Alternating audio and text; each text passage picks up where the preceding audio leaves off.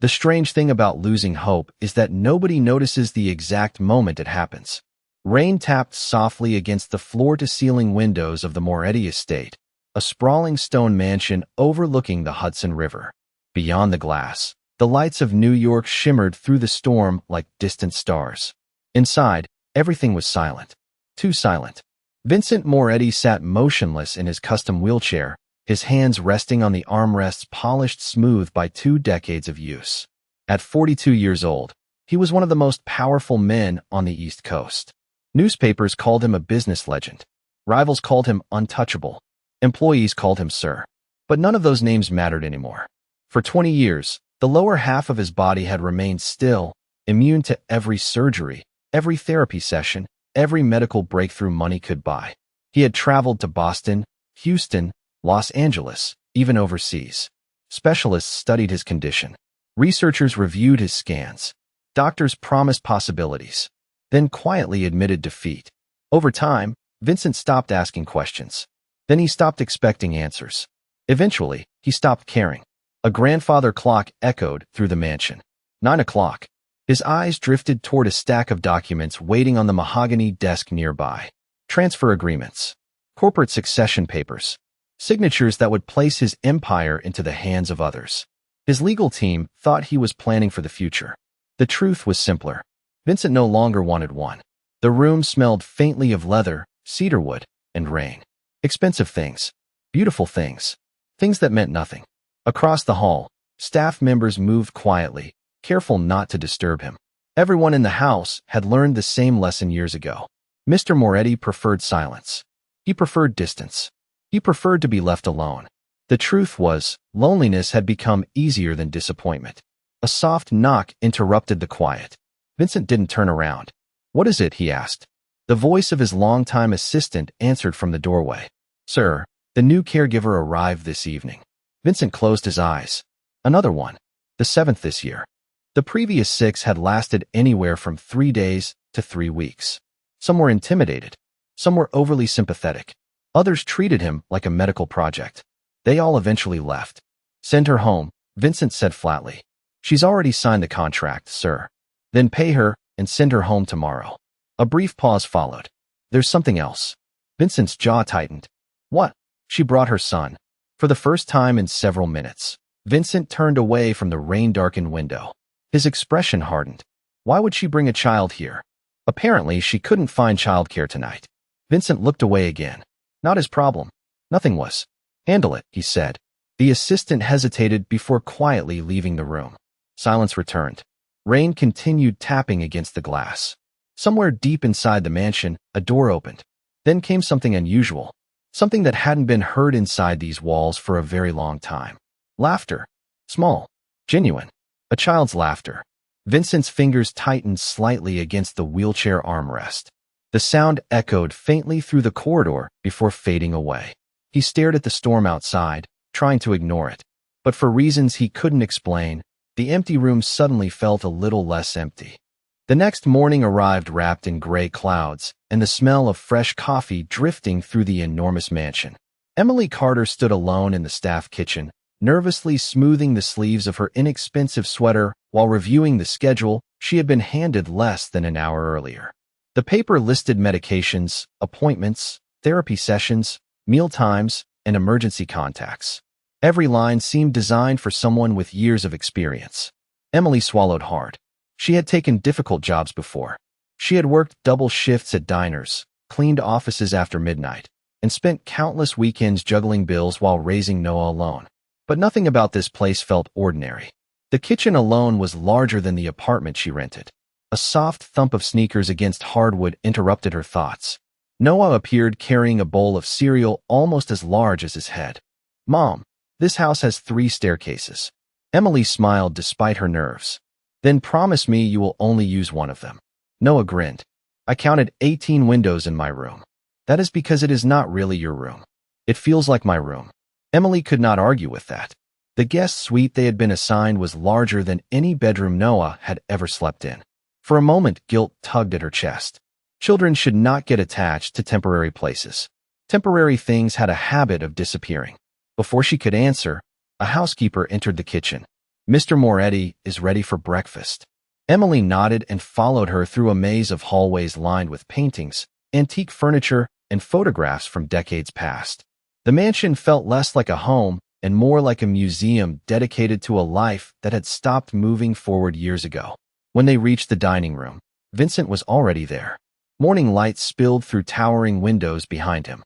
He sat at the far end of a table built to seat 20 people. Yet only one place setting had been prepared. Emily paused. Something about the scene felt sadder than she expected. Not because of the wheelchair. Not because of the wealth. Because nobody should have breakfast alone at a table that large. Vincent glanced up from a newspaper.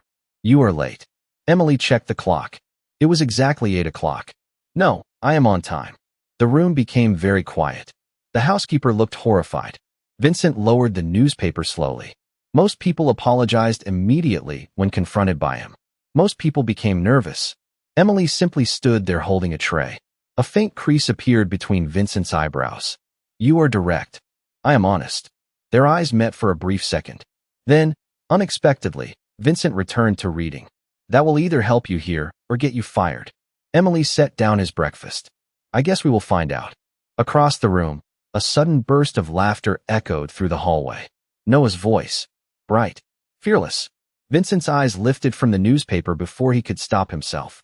It lasted only a second, but Emily noticed.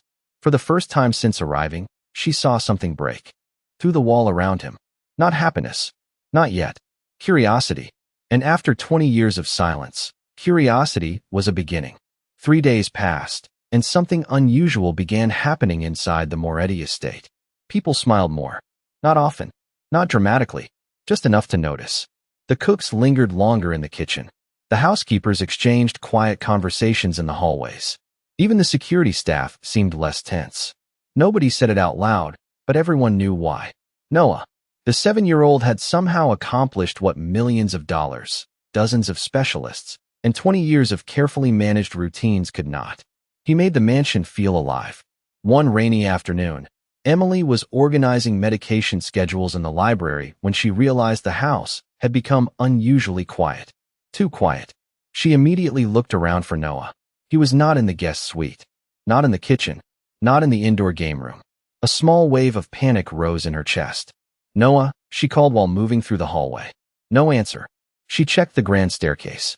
Then the sunroom. Then the east wing. Finally, she heard a familiar voice drifting from the conservatory at the back of the mansion. That move was terrible. Emily froze. A second voice answered. Excuse me. She recognized Vincent immediately. Emily stepped carefully toward the doorway and looked inside. Noah sat across from Vincent at a small wooden table. Between them rested a chessboard. Vincent stared at the board with narrowed eyes. Noah looked entirely unimpressed. You left your queen open, Noah explained. That is because I was setting a trap. Noah nodded seriously. It was not a very good trap. For a moment, Emily thought Vincent might end the conversation. Instead, something remarkable happened. The corner of his mouth twitched upward. It was not quite a smile, but it was close. Noah moved a piece. Check. Vincent studied the board. You let me win yesterday. Noah shrugged. You looked sad. The room fell silent. Emily watched Vincent's expression change. The answer had been delivered with the simple honesty only children possess. No manipulation. No pity. No fear. Just truth. Noah leaned forward. My mom says people get sad when they spend too much time alone. Vincent looked away from the chessboard. Rain tapped softly against the glass ceiling above them. Your mother tells you that? She says everybody needs somebody. Noah paused. Do you have somebody? The question hung in the air. Emily almost stepped into the room to rescue Vincent from answering. But she stopped herself. For several seconds, nobody spoke. Finally, Vincent looked toward the rain-covered windows. Not anymore. Noah considered that carefully. Then he smiled. You can borrow us until you find somebody. Emily felt her throat tighten unexpectedly. Vincent remained perfectly still. His eyes stayed fixed on the window. Yet something behind them seemed to shift, like a door opening somewhere deep inside a house abandoned for years. Then Noah pointed at the chessboard. Also checkmate. Vincent looked down. He had indeed lost. Again. This time, however, he did not seem to mind. And for the first time since Emily arrived at the estate, she saw something she never expected to witness. Vincent Moretti laughed. It was quiet. Brief, rusty from lack of use. But it was real. The following week settled into a rhythm nobody inside the estate could have predicted. Every morning Noah raced downstairs before breakfast. Every afternoon Emily completed her duties while keeping one eye on her son. And almost every evening, somehow, the boy ended up wherever Vincent happened to be. One Thursday, the sky turned golden as the setting sun poured through the mansion's western windows.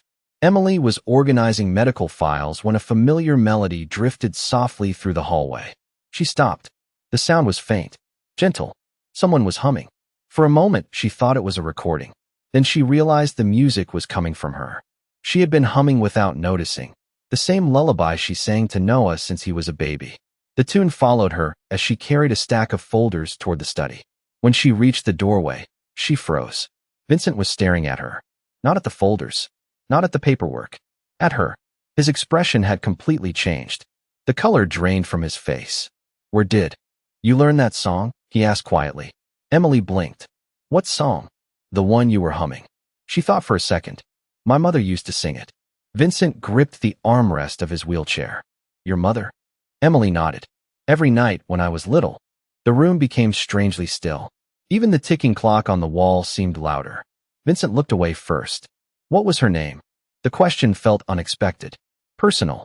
Yet there was something in his voice that made her answer. "Sarah Carter." Vincent lowered his eyes.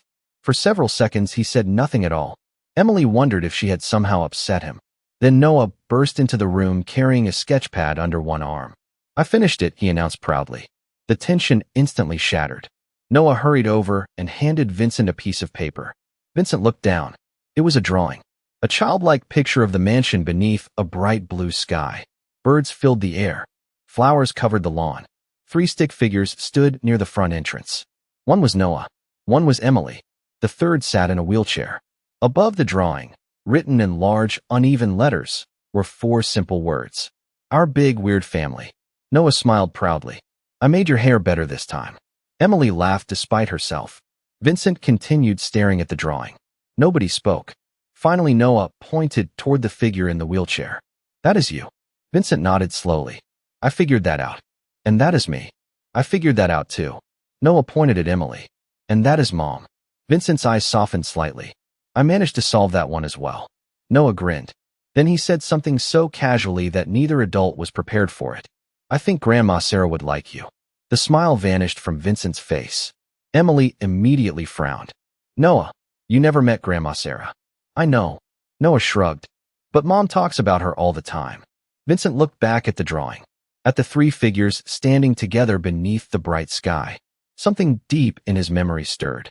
A voice. A melody. A face he had spent 20 years trying not to remember. And for the first time in a very long time, Vincent Moretti found himself afraid of the past. That night, sleep refused to come.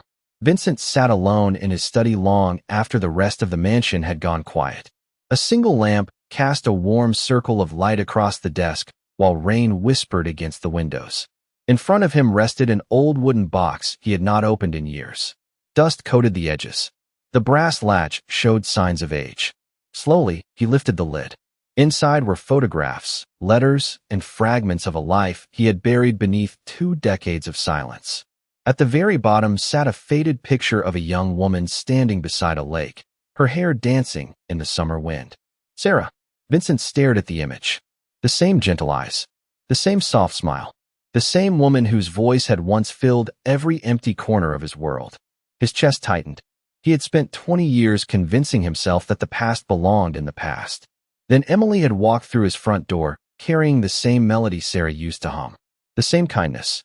The same stubborn honesty. It felt impossible. Yet every day brought another reminder. Vincent reached for one of the letters folded inside the box. The paper had yellowed with age. He recognized Sarah's handwriting instantly. He always would.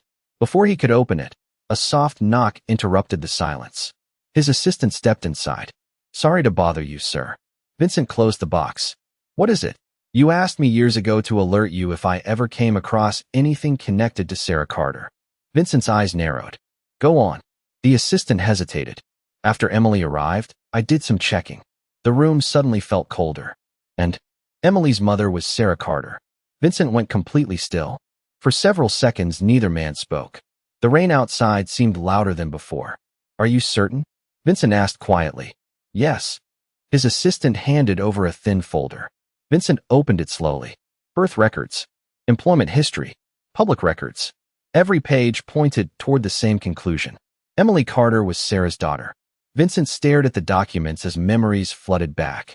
Summer evenings beside the lake. Shared dreams. Promises whispered beneath starlight. Then one day Sarah had disappeared from his life without explanation. No goodbye, no answers, only silence. He had searched for months. Eventually he stopped. Life moved forward. Or at least it pretended to. Vincent lowered the folder onto the desk. Did Emily know? There is no indication she knows anything about your connection to her mother. The assistant paused. Should I continue investigating? Vincent looked toward the dark window. His reflection stared back at him. Older. Tired. Haunted. No. The answer came immediately. The assistant nodded and quietly left the room. Alone once more, Vincent sat without moving. Then his gaze drifted toward the family drawing Noah had given him earlier that week. It still rested on a nearby shelf. 3 smiling figures beneath a bright blue sky. Our big, weird family. Vincent felt something unfamiliar stir inside him. Not grief. Not regret. Hope. Small. Fragile. Dangerous. The kind of hope he had sworn never to feel again. Upstairs, the mansion remained peaceful. Emily and Noah slept unaware that a door to the past had just opened.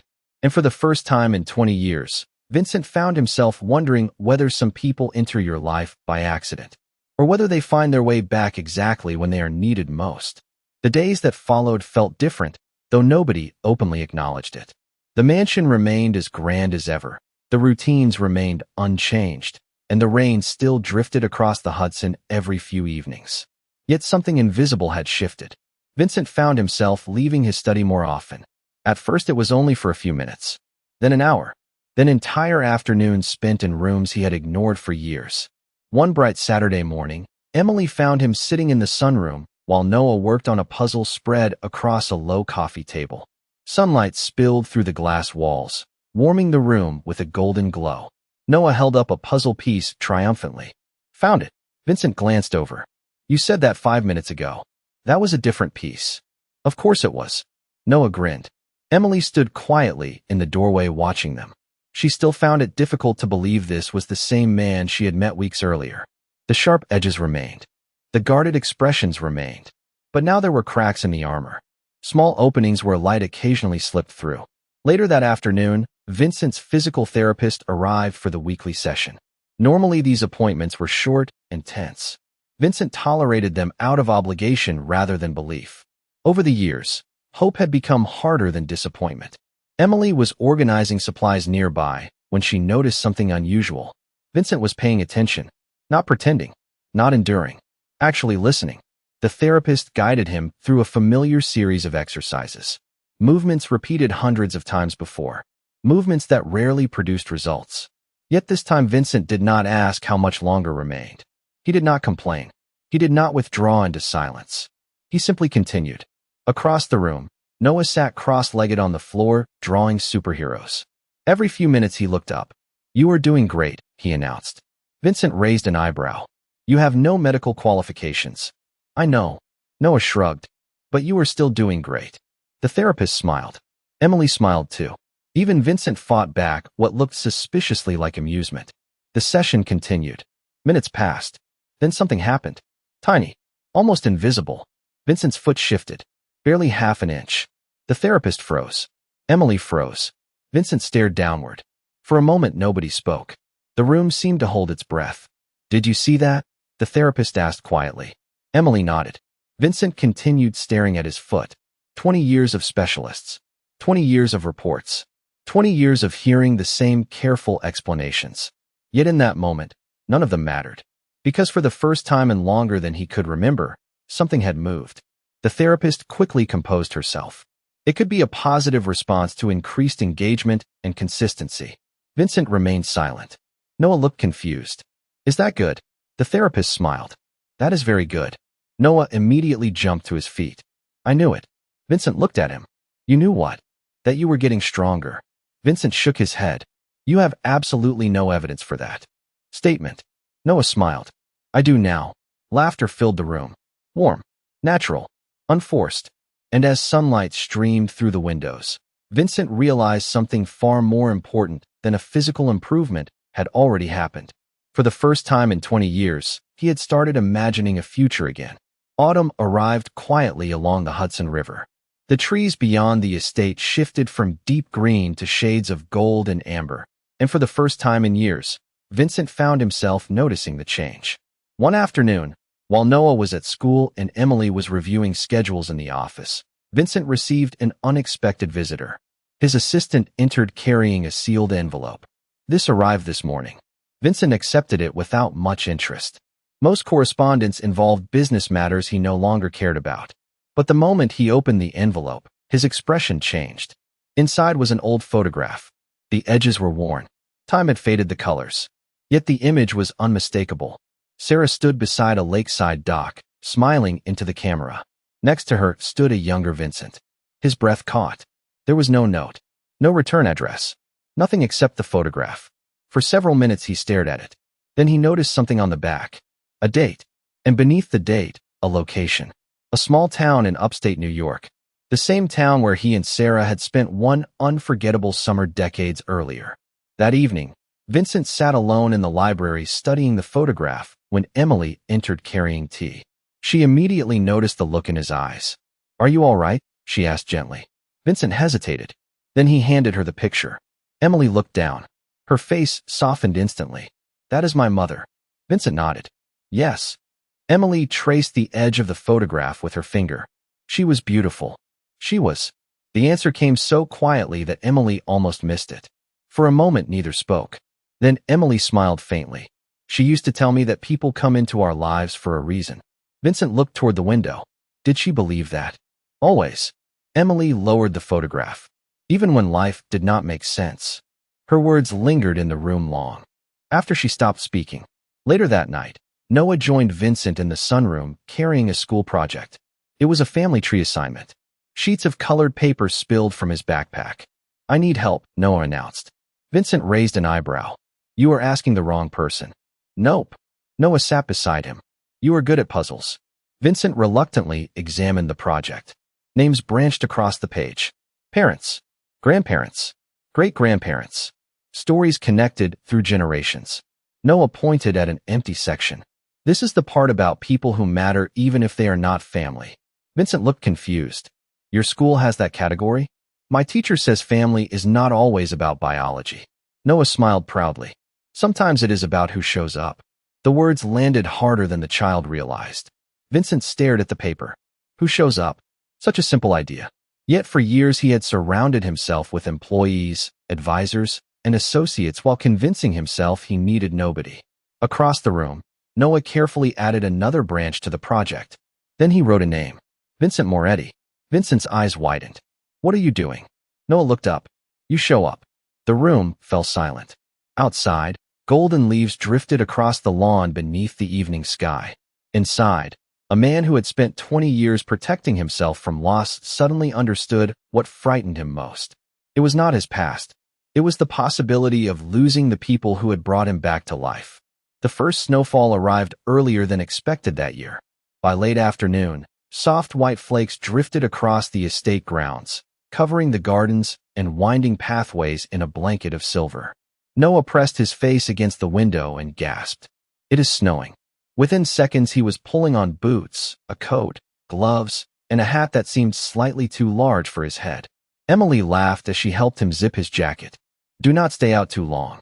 I will only be outside for 5 minutes. Emily raised an eyebrow. That means at least 30. Noah grinned and raced toward the back lawn. From the sunroom, Vincent watched the boy charge into the fresh snow as though he had just discovered a new planet. Every step left tiny footprints behind him. Every laugh carried through the cold winter air. Something about the sight made Vincent smile. He had spent years staring through these same windows. Yet somehow the world looked different now. More alive. More worth noticing. A few minutes later, Noah began constructing what he proudly announced would be the largest snow fort in New York. Emily stepped outside to help. Together they rolled oversized snowballs across the lawn, laughing whenever they collapsed apart. Through the glass, Vincent found himself watching longer than intended. Then something happened. Noah attempted to drag a snow-covered branch several feet longer than he was tall. Predictably, it did not go well. The branch became tangled. Noah stumbled into a snowbank and disappeared completely. Emily immediately hurried toward him. Vincent's smile vanished. Before he even realized what he was doing, he had pushed his wheelchair toward the door. By the time he reached the patio entrance, Emily had already helped Noah sit up. The boy was laughing, completely unharmed. Yet Vincent remained frozen at the doorway. His heart was pounding, not from fear, from instinct. For one brief moment, his only thought had been reaching them, getting there, helping, protecting. The realization unsettled him. Outside, Noah brushed snow from his coat and looked toward the patio. "Vincent," he shouted, "come help us." Vincent glanced down at the wheelchair, then back at the child. Emily watched quietly. She saw uncertainty cross his face, then frustration, then something else, determination. Slowly, Vincent gripped the sides of the doorway. The cold winter air rushed around him. His muscles trembled. The world seemed to narrow. Years of doubt pressed against him. Years of failure. Years of believing certain things would never change. Noah smiled from across the lawn.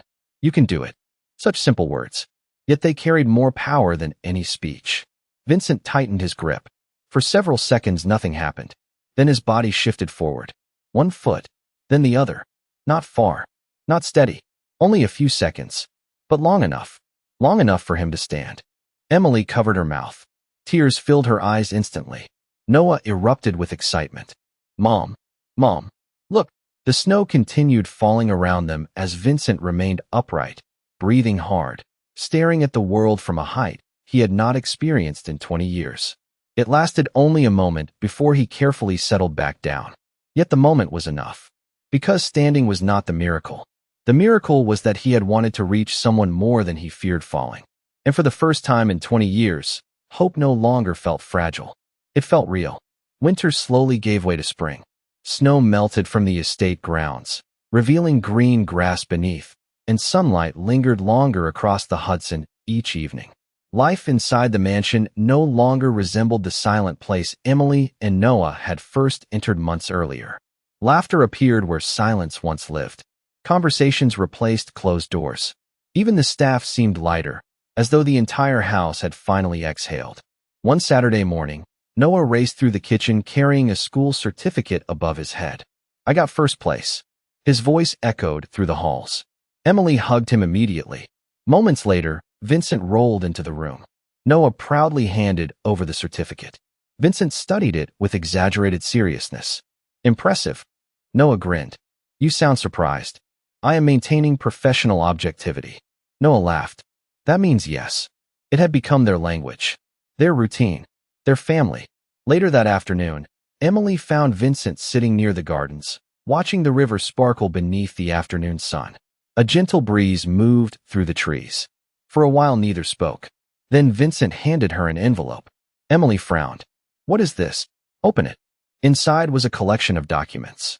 Her eyes widened as she read. The papers established a charitable foundation dedicated to helping families facing medical hardship and long-term rehabilitation challenges. She looked back at him in confusion. "You created this?" Vincent nodded. "No." His voice softened. "We created it." Emily felt emotion rise in her throat. "Vincent." He smiled. "For 20 years I believed my life had already happened. I thought the best parts were behind me." His eyes drifted toward the river. "I was wrong." A few moments later Noah appeared carrying a baseball glove and immediately interrupted the serious conversation. "Are you two coming or not?" Emily laughed. "Coming where?" Noah pointed toward the lawn. "Outside." Then he looked directly at Vincent. "And no excuses." Vincent raised an eyebrow. "You are becoming very demanding." "That means yes." Noah repeated Vincent's own words back to him. The boy's grin was impossible to resist. A short time later they stood together beneath the warm spring sun. Noah tossed a baseball into the air and chased after it. Emily laughed as he nearly tripped over his own feet. Vincent watched them both. The woman who had unknowingly carried a connection to his past. The child who had somehow taught him how to hope again. The family he never expected to find. Slowly, carefully, Vincent rose from his chair. The movement remained difficult. It remained imperfect. But this time nobody gasped. Nobody stared, because standing was no longer the miracle. Living was. Emily reached for his hand without thinking. Vincent squeezed it gently. Together they watched Noah run across the grass beneath a bright blue sky. For a long moment nobody spoke. They did not need to. The river flowed. The trees swayed. The future stretched before them. And Vincent finally understood something that 20 years of doctors had never been able to teach him. Healing begins when someone gives you a reason to keep going. The woman who arrived needing a job had given him that reason. The little boy who offered friendship had given him that reason. In the end, they did not simply change his life. They gave it back to him.